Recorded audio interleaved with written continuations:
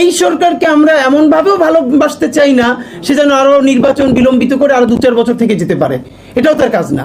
আবার এমনভাবেও যদি আমরা ফ্রেমিং করবার একটা প্রক্রিয়া তৈরি করি, তাহলে দেখা যাবে সবাই পিছনের সাথে, দেখেন হাসিনার 16 বছরের সাথে কোনো কিছুর কোনো তুলনা চলবে না।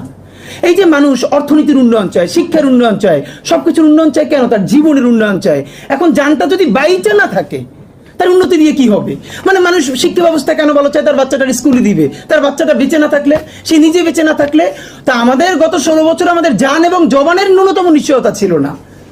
মানে এর থেকে কোন জাহান্নাম হতে পারে যে একটা মানুষ, তাকে গ্রেফতার করা হয়েছে, এরপরে আয়না করে নেয়ার পরে সে কোনোভাবে যখন স্বীকৃতি দিচ্ছে না তাকে জঙ্গি মামলার সাথে অ্যাটাচ করবার জন্য, তারপরে সে আয়না করে তার সামনের সেলে তার স্ত্রীকে এনে ধর্ষণ করা হয়েছে। এরপর তার কাছ থেকে আপনি চক্ষু বন্ধ করে ভাবেন, আপনি এই সময়টা আপনার মায়ের সাথে, আপনার বোনের সাথে, আপনার স্ত্রীর সাথে ঘটছে, যে আপনার সামনে বসে জবানবন্দি নেওয়ার জন্য তাকে ধর্ষণ করা হচ্ছে।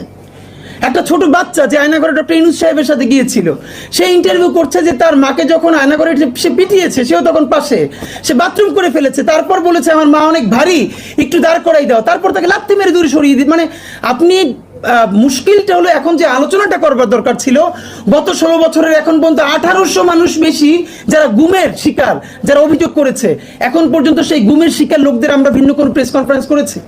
আমরা প্রত্যেকটা গুমের শিকার পরিবারের গল্প জেনেছি। আপনারা জানেন যে যেই সন্তানটা যেই সন্তানটা দুনিয়ায় আসবে এই খবর জেনে বাবা গুম হয়ে গেছে, সেই সন্তানের বয়স এখন 14 বছর, 15 বছর।